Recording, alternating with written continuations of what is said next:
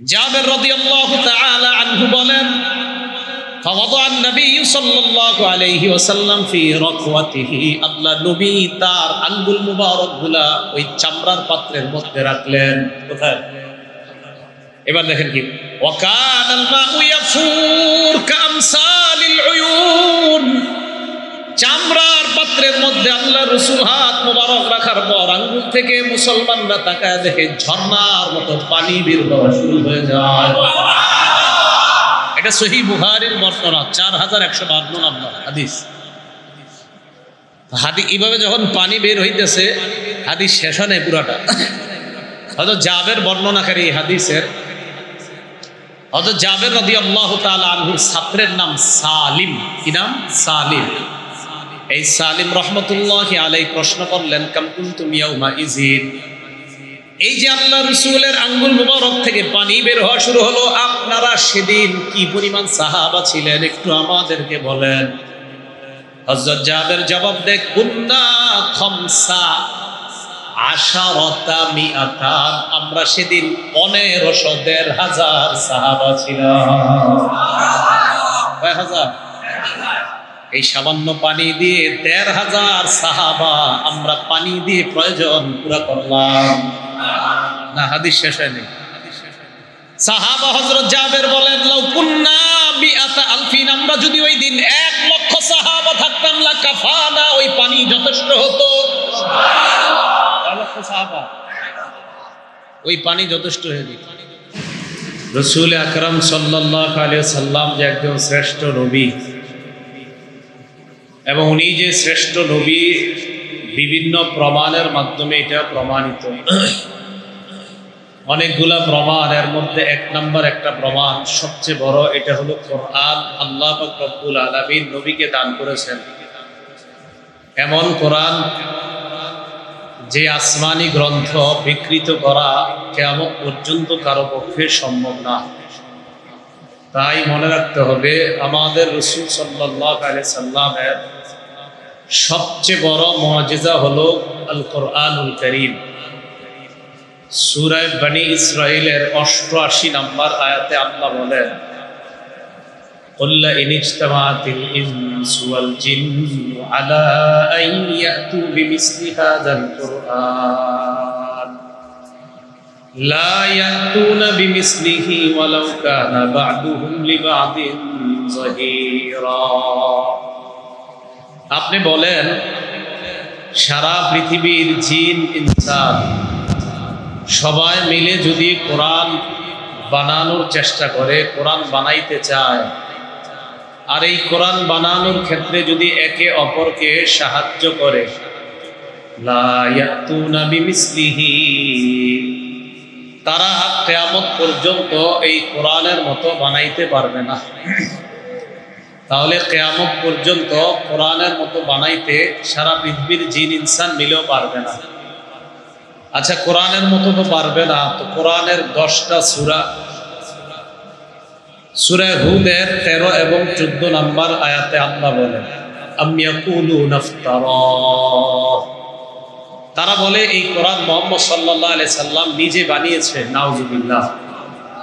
কুল ফাতু বিআশরি সুওয়ারিন মিসলিহি মুফতারায়াত, আপনি বলেন তোমরা এই কোরআনের 10টা সূরার মতো সূরা বানায় আমাকে দেখাও। কোরআনও পারবে না, 10টা সূরাও পারবে না, তাহলে একটা সূরা, সূরা বাকারার 23-24 নম্বর আয়াতে আল্লাহ বলেন, ওয়া ইন কুনতুম ফি রাইবিম মিম্মা নাযালনা আলা আবদিনা ফাতু বিসূরাতিম মিন মিসলি, তোমরা যদি এই কোরআনের ব্যাপারে সন্দিহান হও, তাহলে এই কোরআনের মতো একটা সূরা বানায় দেখাও।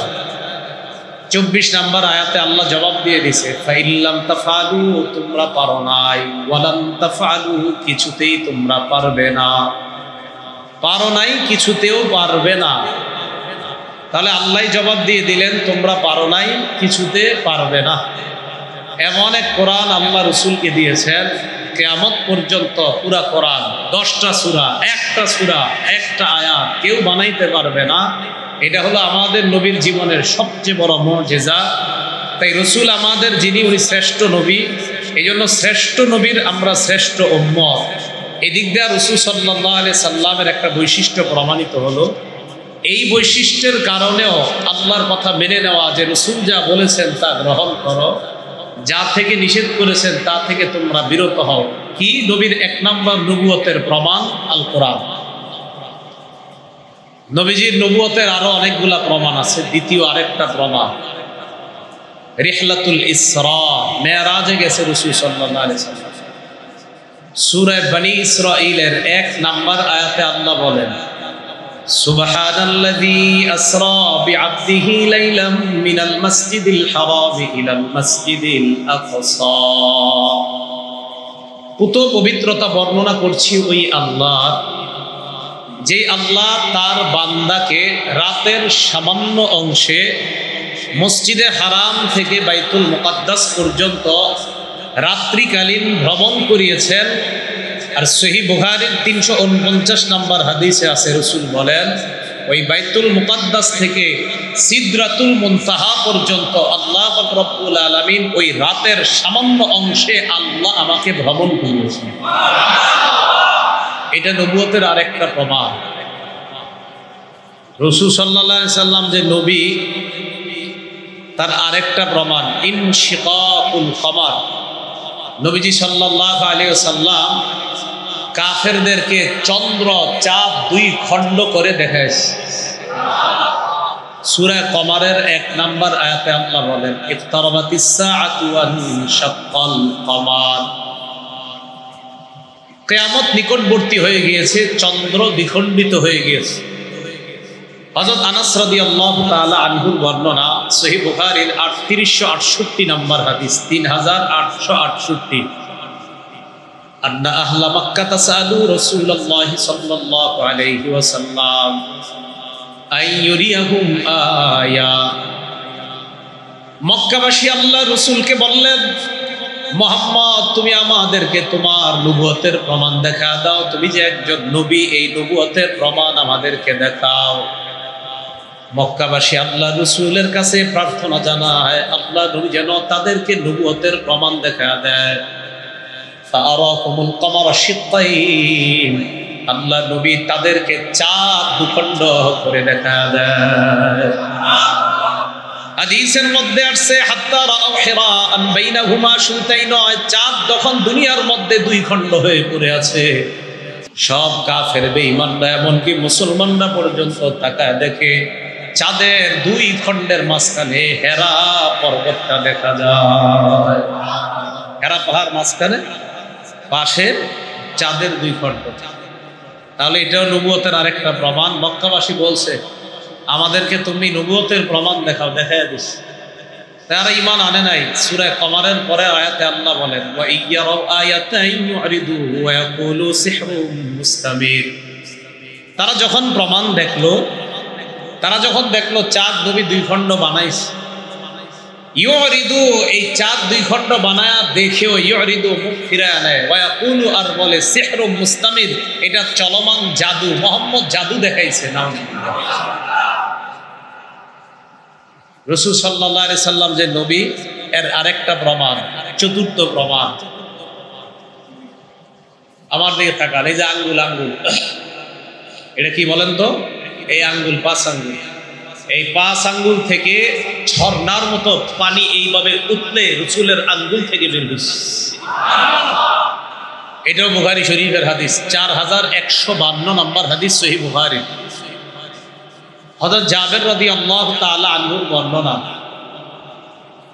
তিনি বলেন, আতিশান নাস ইয়াউমাল হুদাইবিয়া, হুদাইবিয়া যুদ্ধের সময়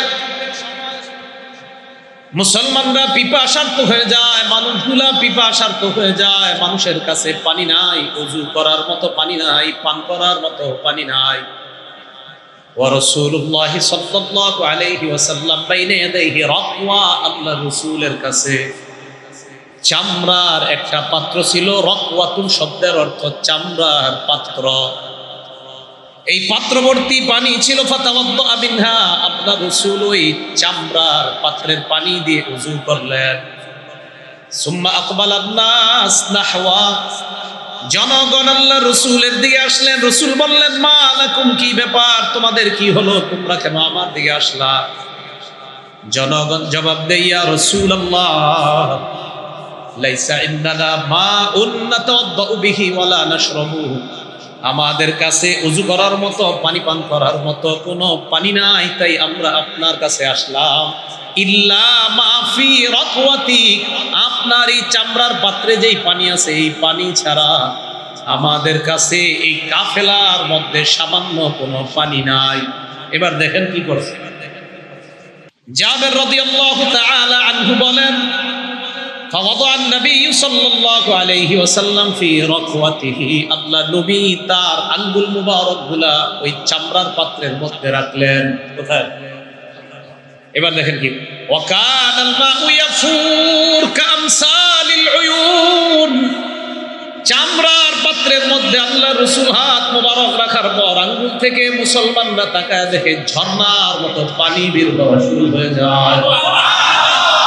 এটা সহিহ বুখারীর বর্ণনা, 4152 নম্বর হাদিস। এইভাবে যখন পানি বের হইতেছে, হাদিস শেষ হয় নাই পুরাটা।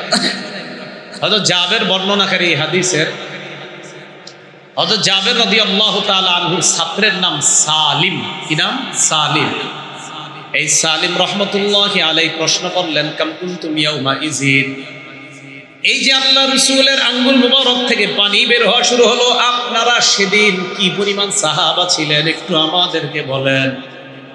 হযরত জাবের জবাব দেয়, কুন্না খামসা আশারাতা মিআতান, আমরা সেদিন 1500 সাহাবা ছিলাম।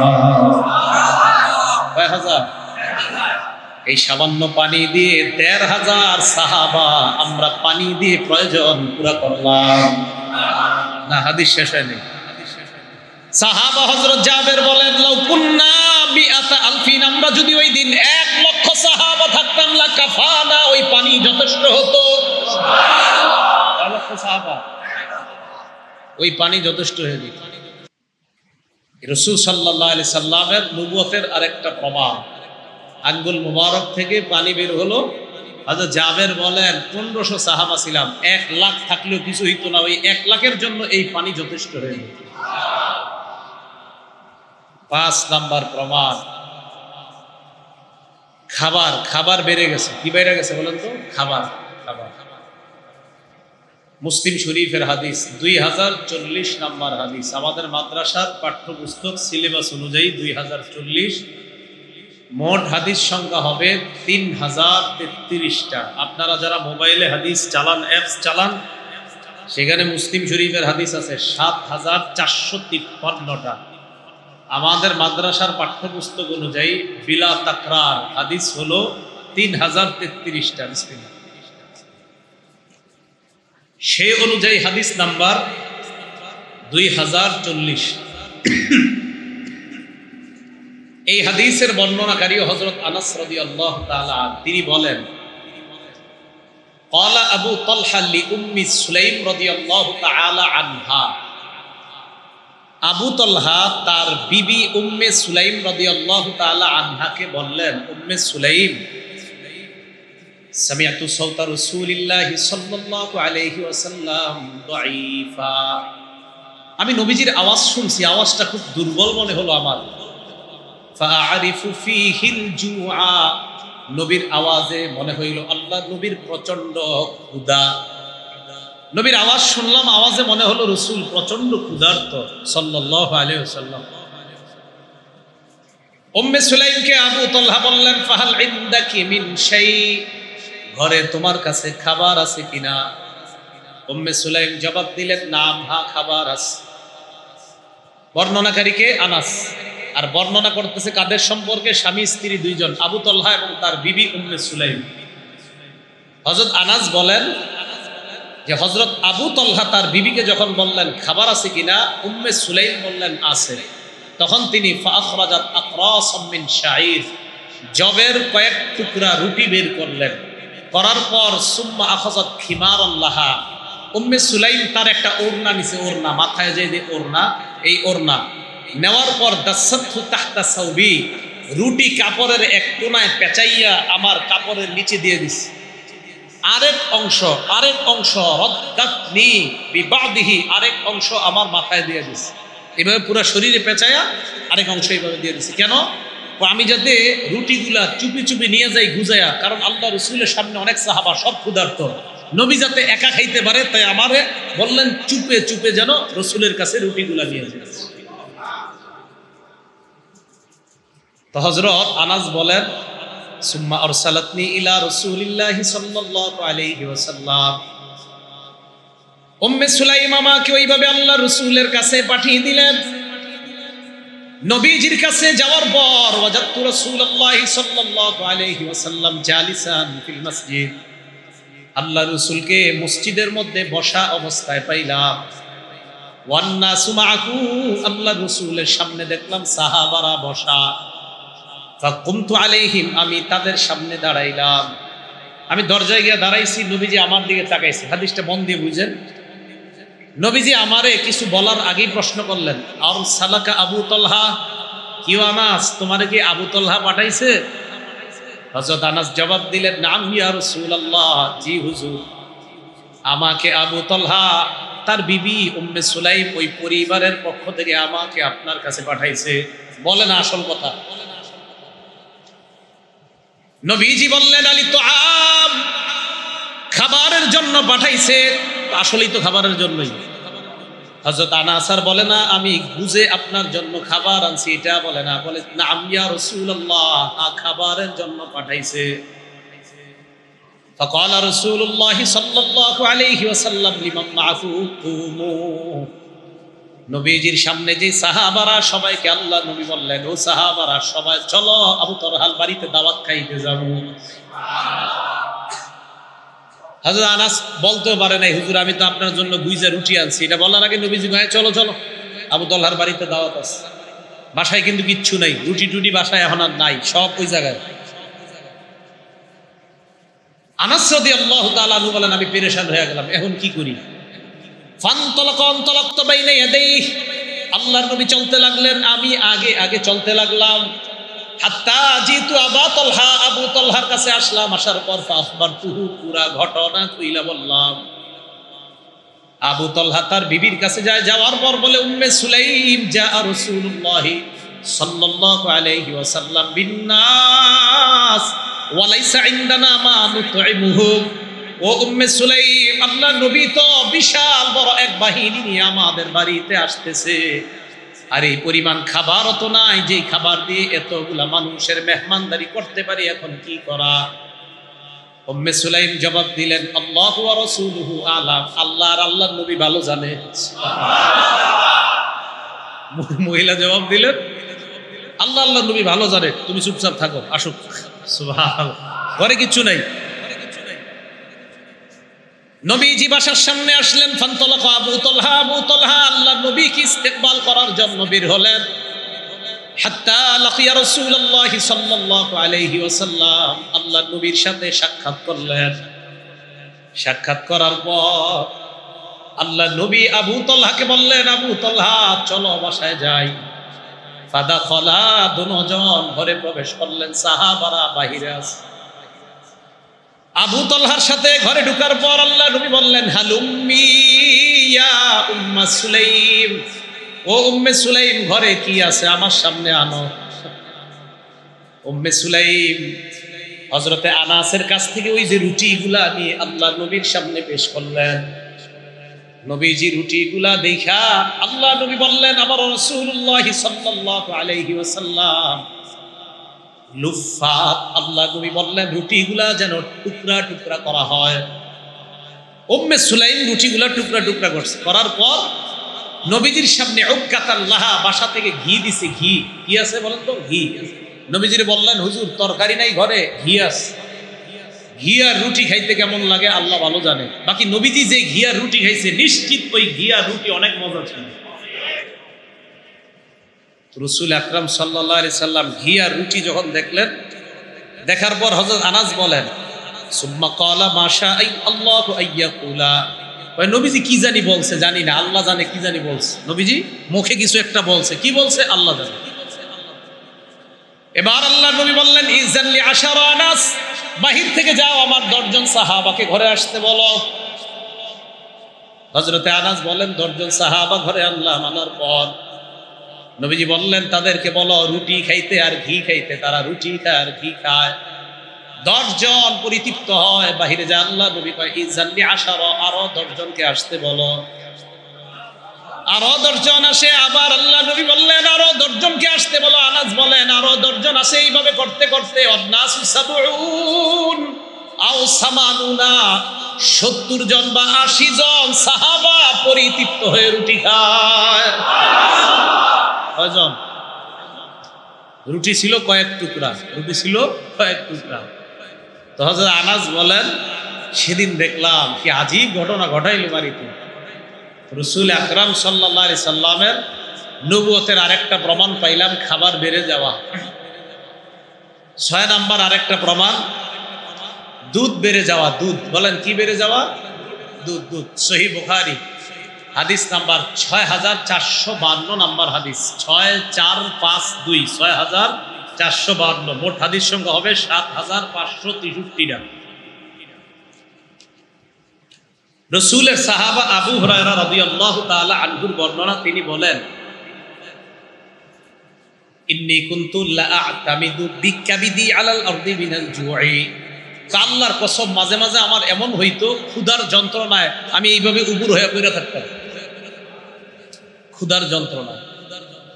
আবু হুরায়রা বলেন ওয়া ইন কুনতু লা আশুদ্দুল হাজারা আলা বাতনি মিনাল জু'। মাঝে মাঝে ক্ষুধার যন্ত্রণায় পেটের মধ্যে পাথর বাঁধতাম। আবু হুরায়রা বলেন ফাকাতু ইয়াওমান আলা আত-তারিকিল্লাযী ইয়াখরুজুনা ফীহি রাসূলুল্লাহ সাল্লাল্লাহু আলাইহি ওয়াসাল্লাম ওয়া আবু বকর ওয়া উমর। একদিন আমি ক্ষুধার যন্ত্রণা সহ্য করতে না পেরে রাস্তার মধ্যে বসলাম। যেই রাস্তা দিয়ে আল্লাহ নবী যায়, আবু বকর যায়, ওমর যায়, ওই রাস্তার মধ্যে বসলাম ক্ষুধার যন্ত্রণা সহ্য করতে না পেরে। আবু হুরায়রা বলেন রাস্তায় বসে আছি, ফামাররা বি আবু বকর, আমার সামনে দিয়ে আবু বকর সিদ্দিক রাদিয়াল্লাহু তাআলা আনহু গমন করলেন। ফাসালতুহু আন আয়াতিন মিন কিতাবিল্লাহ, আল্লাহর কোরআনের একটা আয়াত সম্পর্কে আমি তাকে জিজ্ঞাসা করলাম। কাকে? আবু বকর সিদ্দিককে। কাকে? আবু বকর সিদ্দিককে কোরআনের এক আয়াতের ব্যাপারে জিজ্ঞাসা করলাম। আবু হুরায়রা বলেন মা সালতুহু ইল্লা লিউশবিআনি, আমার জিজ্ঞাসা করার উদ্দেশ্য শুধুমাত্র একটা। প্রশ্ন করার পরে আবু বকর আমাকে বলবে আবু হুরায়রা কিছু খাইছো কিনা? আমি বলবো না খাই নাই, তাহলে উনি আমাকে খাওয়াবে। এটাই ছিল প্রশ্ন করার উদ্দেশ্য।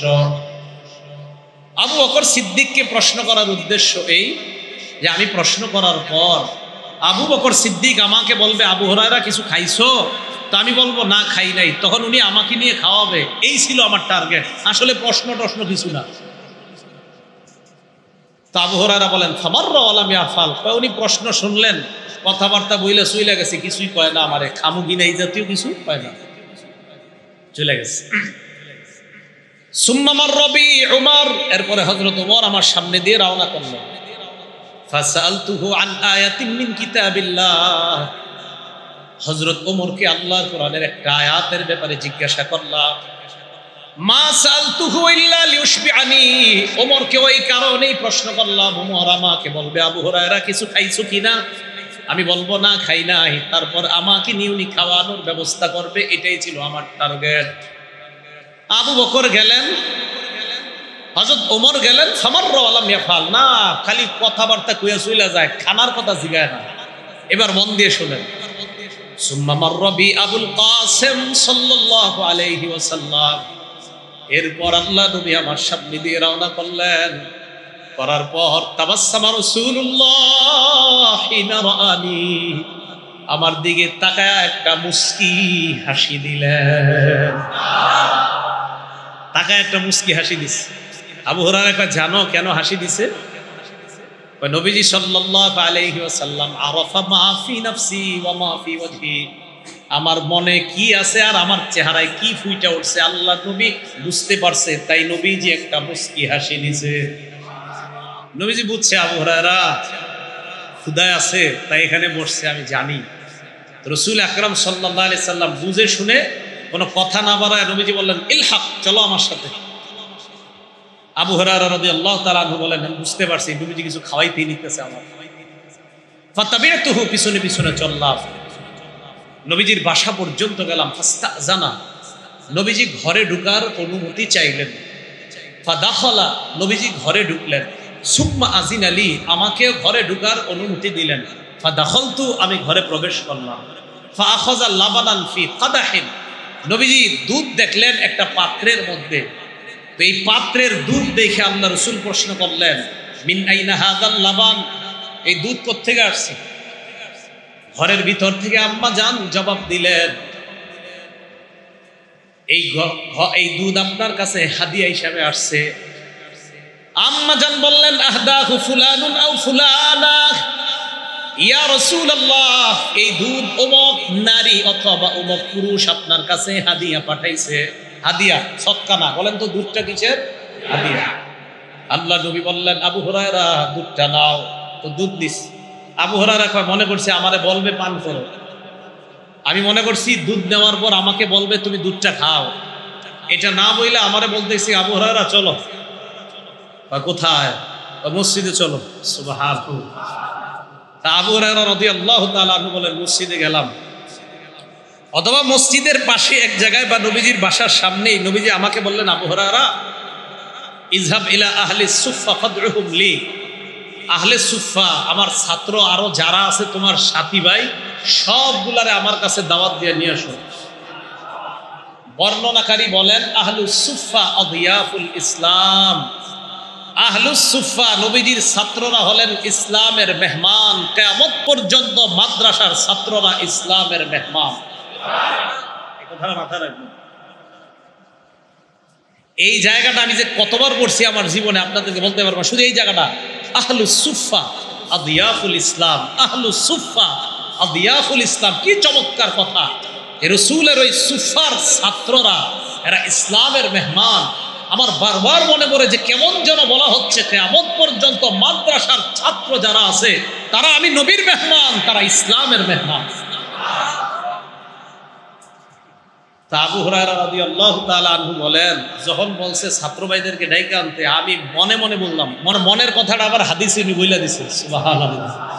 উনি বলেন আমি মনে মনে বললাম কুনতু আহাক্কা আন উসিবা মিন হাযাল লাবানি শারবা আতাকাব্বা বিহা, এই দুধ একটু দুধ তো আমি খাওয়ার, একটু তো আমি খাইলে শেষ হয়ে যাবে, এটা খাইলে আমার একটু শক্তি হইতো। নবীজি সবাইরে ডাকতে বললেন আমি আর কি পাবো? সবাইরে ডাক দিয়ে আনছে। আবু হুরায়রা বলেন হুকুম পালন করা ছাড়া তো কোনো গতি নাই। সবাইরে ডাইকে আনছে। আনার পর নবীজি আমারে বলে আবু হুরায়রা আতিহিম আতিহিম, তাদেরকে দুধ খাওয়াও। আবু হুরায়রা বলেন ফাজআলতু আতিহিম রাজুল, আমি দুধ এক ব্যক্তিকে দিলাম। ফায়াশরাবু, পান করলেন। পান করার পর হাত্তা ইয়ারমা, উনি পরিতৃপ্ত হয়। সুম্মা ইয়ারুদ্দু আলাইয়া, এরপর দুধের পেয়ালাটা আমার কাছে দেয়। আবার আমাকে আল্লাহ নবী বলে এর পরের জনকে দাও। আমি পরের জনকে দুধ দেই। দুধ দেওয়ার পর আবার উনি পেয়ালাটা আমার কাছে দিয়ে দেয়। দেওয়ার পর আমি আর পেয়ালার দিকে, আবু হুরায়রা এদিকে তাকায় না, পেয়ালা দেয় আর খালি নবীর দিকে তাকায়, যে আমারই কিছু কয় না। নবীজির দিকে তাকায়, নবী কয় পরের জনকে দাও। এইভাবে দিতে দিতে আমি দুধ পান করাইলাম। ক্লাসের ছাত্র যারা আল্লাহ রসুলের সবাইকে এক পেয়ালা দুধ পান করাইলাম। সামান্য দুধ সবাইকে পান করানোর পরেও পেয়ালার মধ্যে এখনো দুধ দেখা যায়। আল্লাহ নবী আমাকে বললেন আবু হুরায়রা আনা ওয়া আনতা, অথবা আনা বাকিতু আনতা, আমি আর তুমি ছাড়া আর কেউ নাই, আমি আর তুমি বাকি আছি। আবু হুরায়রা কয় সাদাকতা ইয়া রাসূলুল্লাহ, জি হুজুর আপনি আর আমি বাকি আছি। এখন একটা মাসালা বুঝেন, দুধটা কি হাদিয়ার না সৎকার? আবু হুরায়রা রাদিয়াল্লাহু তাআলা আনহু বলেন আতাতু সাদাকা, এই হাদিসে নবীজির কাছে সদকা আসলে ফাবাআসা বিহা ইলাইহিম, সদকার পুরা খাদ্যটা সাহাবাদের কাছে, ছাত্রদের কাছে পাঠায়া দিতেন। ওই যারা নবীজির মসজিদের ছাত্র ছিল। কেন? লা ইয়াবুনা ইলা আহলিন ওয়ালা মালিন ওয়ালা আহাদিন, তাদের মাল ছিল না, পরিবার ছিল না, সম্পদ ছিল না, তাই রাসূল তাদের কাছে পুরা সৎকার জিনিসটা পাঠায়া দিতেন। ওয়াইন আতাতু হাদিয়া, আর যদি হাদিয়া আসতো তো নবীজি কিছু তাদেরকে পাঠাইতেন। ও আসাবা মিনহা, আবার নবীজি সাল্লাল্লাহু আলাইহি সাল্লাম নিজেও সেখান থেকে রাখতেন। তাহলে সদকা খাইতেন না, হাদিয়া থেকে নবীজি নিজে খাইতেন। তো আবু হুরায়রা রাদিয়াল্লাহু তাআলা আনহুকে নবীজি বললেন, আবু হুরায়রা ইশরাব, তুমি খাও এবার। আবু হুরায়রা বলেন ফাশারিবতু, আমি পান করলাম। নবীজি আবার বলেন, আবু হুরায়রা ইশরাব, আরো খাও, আরো পান করো। আমি আরো পান করতে লাগলাম। ফামা যালা ইয়াকুলু ইয়া ইশরাব, আল্লাহ নবী বলতেই থাকলেন, আবু হুরায়রা পান করো, পান করো, পান করো। আমি পান করতে থাকলাম। আবু হুরায়রা বলেন এক পর্যায়ে লা আজিদু লাহু মাসলাকা, আল্লাহ নবীকে বললাম, ইয়া রাসূলুল্লাহ, আর তো যাওয়ার রাস্তা নাই। আর যাওয়ার কি নাই? ও এই জায়গায় আরেকটা কথা রয়ে গেছে। প্রথমে আবু হুরায়রা দেখে কি করছিল, নবীজি মুস্কি হাসি দিছিল না রাস্তায়। তো সবাইরে যখন দুধ পান করানো শেষ, ছাত্রদেরকে, বাকি আছে কে? নবীজি আর আবু হুরায়রা। দেখেন উস্তাদ ছাত্রদের সম্পর্ক কেমন। তো আবু হুরায়রা রাদিয়াল্লাহু তাআলা আনহু বলেন, নবীজি আমার দিকে তাকায়া ফাতাবাসসামা, আরেকটা মুস্কি হাসি দিস। মানে মুস্কি হাসি দিয়ে বুঝাইলেন, আবু হুরায়রা তুমি খালি বাকি, আর আমি না। জি হুজুর, আমি আর আপনি। ঠিক আছে, তুমি পান করো। তো করতে করতে আর পারতেছি না। বুখারীর বর্ণনা, লাম আজিদ লাহু মাসলাকা, যাওয়ার আর রাস্তা নাই। নবীজির বললাম, হুজুর আর পারতেছি না। এরপরে নবীজিকে দিলাম, দেওয়ার পর ফাহামিদাল্লাহ, নবী আল্লাহর প্রশংসা করলেন, ওয়াসাম্মা, বিসমিল্লাহ করলেন, সুম্মা শারিবাল ফাজলা, অতিরিক্ত যেই দুধটা আল্লাহ রাসূল শেষ করলেন। তাহলে রাসূল আকরাম সাল্লাল্লাহু আলাইহি সাল্লামের নবুয়তের আরেকটা প্রমাণ পাইলাম। বিসমিল্লাহ। রাসূল সাল্লাল্লাহু আলাইহি সাল্লামের নবুয়তের আরেকটা প্রমাণ দেখেন। ইমাম সাহেব যখন সামনে দাঁড়ায়, পিছনে যারা মুসল্লি আছেন তারা কি এই মুসল্লিদেরকে কি ইমাম সাহেব সামনে দাঁড়ায় দেখতে পায়? পিছনে মুসল্লিদেরকে সবাই বলেন দেখে। দেখেন সহিহ বুখারী হাদিস নাম্বার 719 নাম্বার হাদিস। ক্বালা রাসূলুল্লাহ সাল্লাল্লাহু আলাইহি ওয়াসাল্লাম, আল্লাহ নবী সাহাবাদেরকে বললেন, আকিমু সুফুফাকুম, তোমরা তোমাদের কাতারগুলা সোজা করো। ওয়াতারাসু, এবং তোমরা মিলে মিলে দাঁড়াও, কাতার সোজা করো, মিলে মিলে তোমরা দাঁড়াও। নবীজি বলেন, শোনো, তোমরা কাতার সোজা করলা কিনা, মিলে দাঁড়াইলা কিনা? আমি কিন্তু তোমাদেরকে দেখি, ইন্নী লারাকুম মিন ওয়ারাই, আমি আমার পিছন থেকেও তোমাদেরকে দেখতে পাই। পিছন থেকে তোমাদেরকে। ইমাম নববী রাহমাতুল্লাহি আলাইহি বলেন, আল্লাহ পাক রব্বুল আলামিন আল্লাহর নবীর এই জায়গায় খলাকালাহু ইদরাকা, এই জায়গায় একটা অনুভূতি শক্তি দিয়েছেন। সামনে থেকে নবী যেমন দেখতে পাইতেন, এই পিছন থেকে নবী স্পষ্ট সামনে দেখার মতো পিছনেও দেখতে পাইতেন। ইদরাকা, এটা আল্লাহ রাসূলের আলাদা বৈশিষ্ট্য। তাহলে উনি শ্রেষ্ঠ নবী, আরেকটা প্রমাণ পাইলাম, উনি নবী সাল্লাল্লাহু আলাইহি ওয়াসাল্লাম।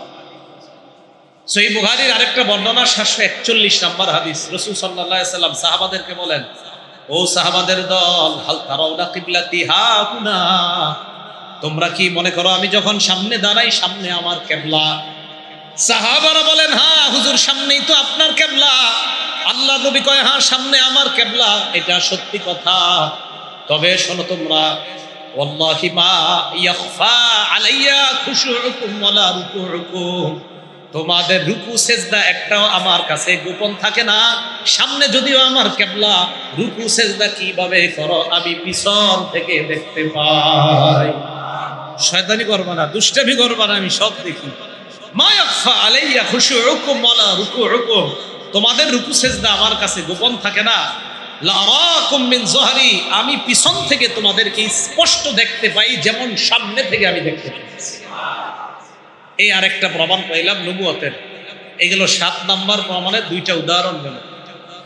প্রমাণ নাম্বার 8, রাসূল আকরাম সাল্লাল্লাহু আলাইহি সাল্লাম মিম্বর বানানোর আগে একটা গাছ অথবা একটা খেজুরের আপনার কাণ্ডের মধ্যে দাঁড়ায় রাসূল সাল্লাল্লাহু আলাইহি সাল্লাম খুতবা দিতেন।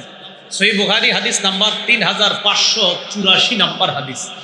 এই হাদিসের মধ্যে আসছে, আল্লাহর নবী সাল্লাল্লাহু আলাইহি ওয়াসাল্লাম কানা ইয়াকুমু ইয়াউমাল জুমআতি ইলা শাজারাতিন আও নাখলা, জুমার দিন আল্লাহ নবী একটা গাণ্ডের উপর অথবা একটা গাছের উপর আল্লাহ নবী দাঁড়াইতেন।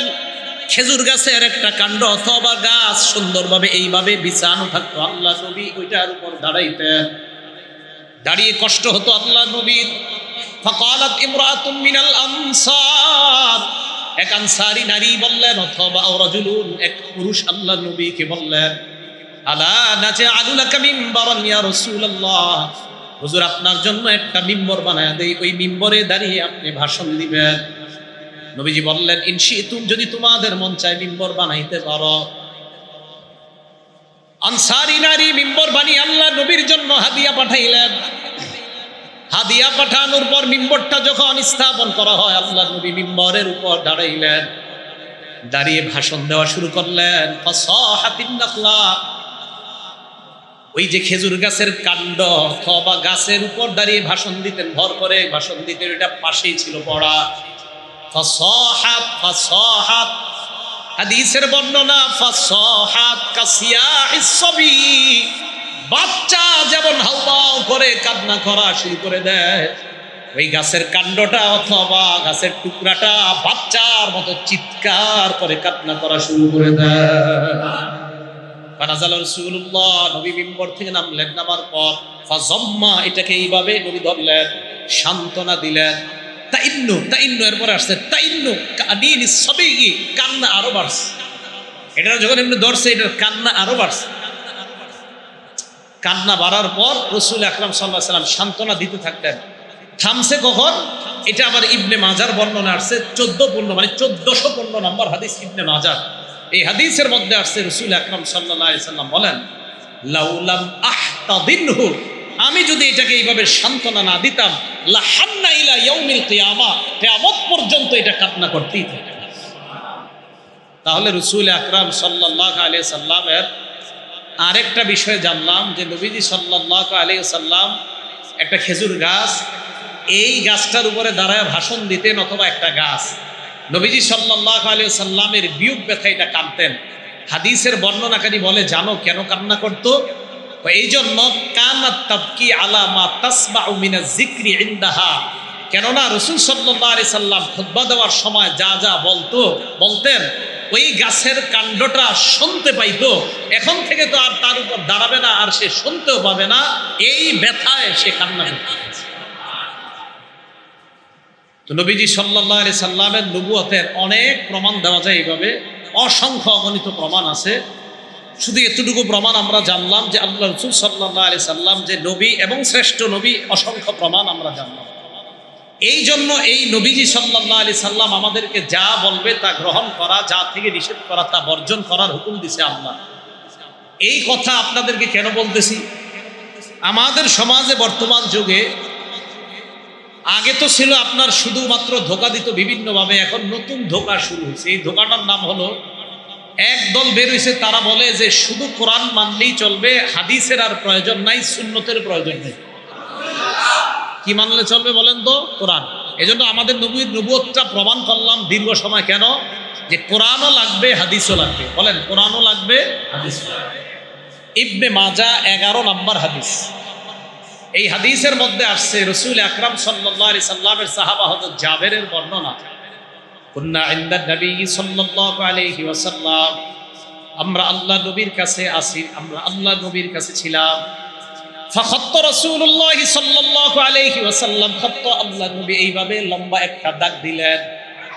সুম্মা খাত্তাইনি আন ইয়ামিনি, বামে দুইটা দাগ দিলেন, ডানে দুইটা দাগ দিলেন। সুম্মা খাত্তাইনি আন শিমালি, বামে দুইটা দাগ দিলেন। দুদিকে দুইটা দাগ দেওয়ার পর আল্লাহ নবী সাহাবাদের দিকে তাকায় বললেন হাদা সাবিলুল্লাহি মুস্তাকিমা, এটাই হলো আল্লাহর সোজা রাস্তা। এটা কি রাস্তা?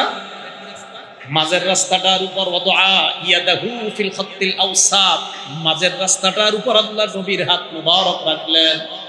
রাখার পর বললেন হাদা সাবিলুল্লাহি মুস্তাকিমা, এটাই হলো আল্লাহর সোজা রাস্তা। ডানে রাস্তা বামে রাস্তাগুলা রাসূল বললেন এইগুলা হলো শয়তানের রাস্তা। সোজা রাস্তায় আল্লাহ ডাকে, আমি ডাকি। বলেন সোজা রাস্তায় আল্লাহ ডাকে, তার নবী ডাকে। সোজা রাস্তায় আল্লাহ ডাকে, তার নবী ডাকে। আশেপাশের বাঁকা রাস্তাগুলায় শয়তান ডাকে। কে ডাকে? জোরে বলেন কে ডাকে? হ্যাঁ, এবার মন দিয়ে বুঝেন, তাহলে শয়তান ডাকে। এবার পরের হাদিসটা শুনেন। তাহলে সোজা রাস্তা, বলেন কোরআন সুন্নাহর রাস্তা হলো সোজা রাস্তা। সবাই বলেন এই বাংলাটাই বলবেন। বলেন কোরআন সুন্নাহর রাস্তা সোজা রাস্তা। এখন সুন্নাহ কাকে বলে মন দিয়ে বুঝবেন। কোরআন সুন্নাহর রাস্তা তো সোজা রাস্তা। সুন্নাহ, সুন্নাহ কারে বলে? ইবনে মাজার 42 নম্বর হাদিস, ক্বালা রাসূলুল্লাহ সাল্লাল্লাহু আলাইহি ওয়াসাল্লাম, আল্লাহ নবী বলেন, আলাইকুম বিসুন্নতি ওয়া সুন্নাতিল খুলাফাইর রাশিদিন আল মাহদিয়িন। নবীজি বলেন, তোমরা আমার সুন্নাত, আমার খেলাফত প্রাপ্ত সাহাবা, খোলাফায়ে রাশিদিন সাহাবা, যারা আমার খলিফা হবে সাহাবা, এই সাহাবাদের সুন্নত তোমরা আঁকড়ে ধরো। আদ্দু আলাইহা বিন নওয়াজিজ, তোমরা যে দাঁত দিয়ে হাড্ডি খাও, মজবুত দাঁত দিয়ে তোমরা হাড্ডি চাবাও, এইভাবে মজবুত ভাবে তোমরা আমার সুন্নাহ আর সাহাবাদের সুন্নাহ আঁকড়ে ধরবা। তাহলে সোজা রাস্তা কোরআন সুন্নাহর রাস্তা। সুন্নাহ কোনটা?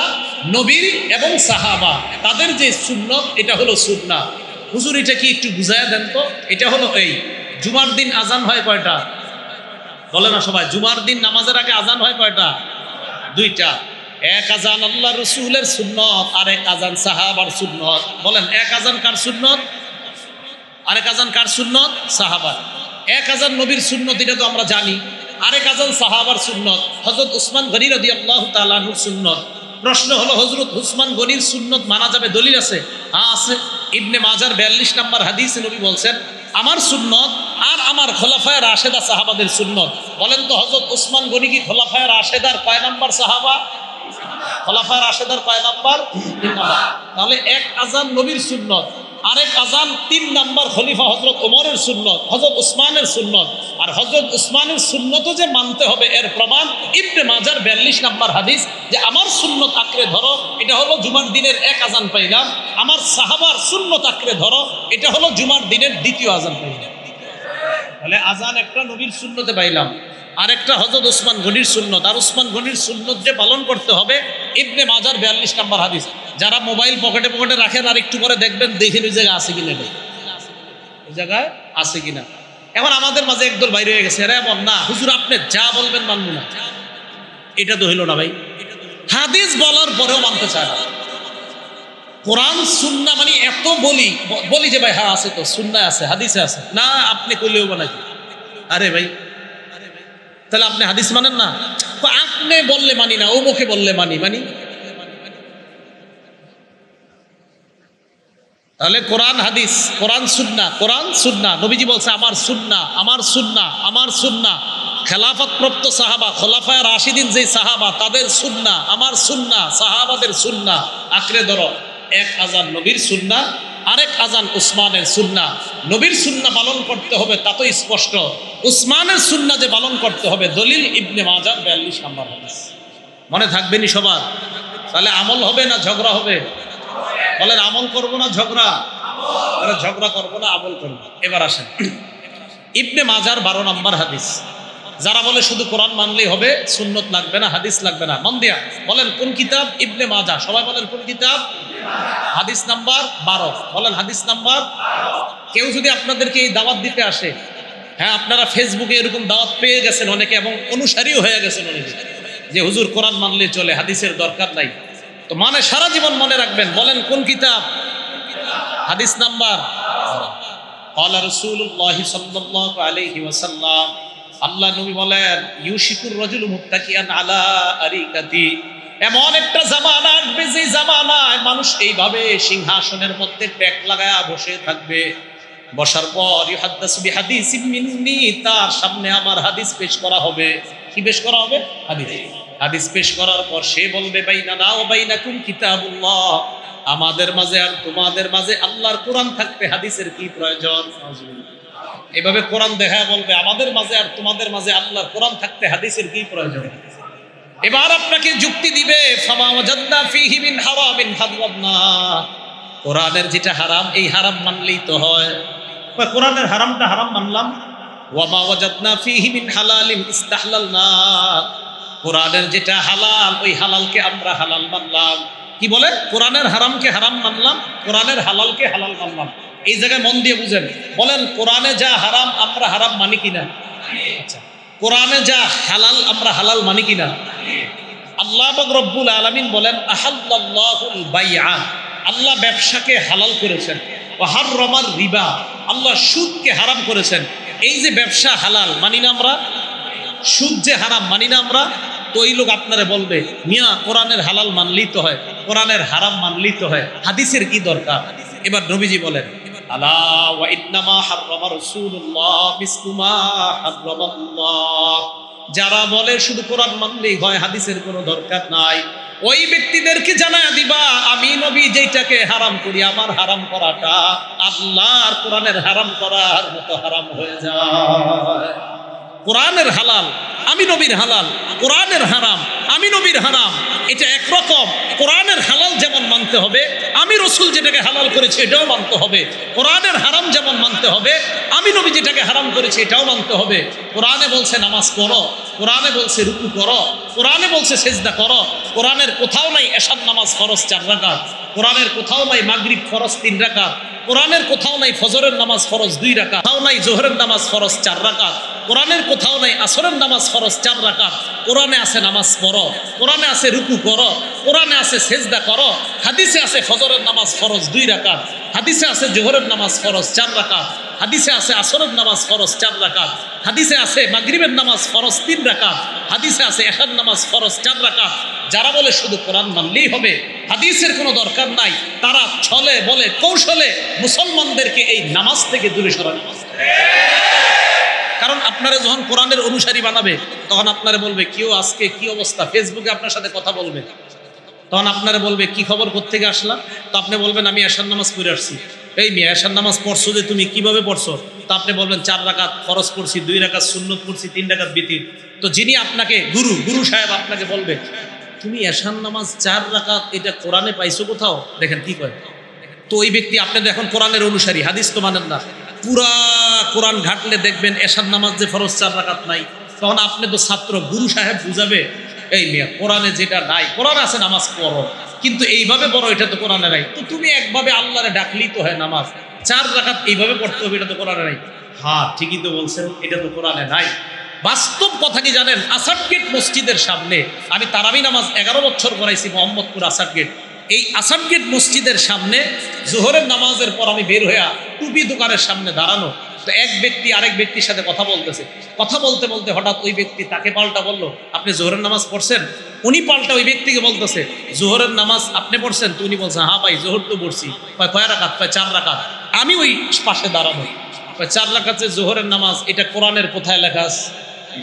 তখন তো বুঝা ফেলছি এই লোক তো বড় রোগে পড়ে গেছে। জোহরের নামাজ যে 4 রাকাত এটা কোথায় আছে এটা বুঝা ফেলছি। তাহলে এই যে বিষয়গুলা দেখেন, ওই যে কোরআন আমি বুঝছি নিশ্চিত কোরআনের অনুসারী, যে হাদিস মানা দরকার নাই।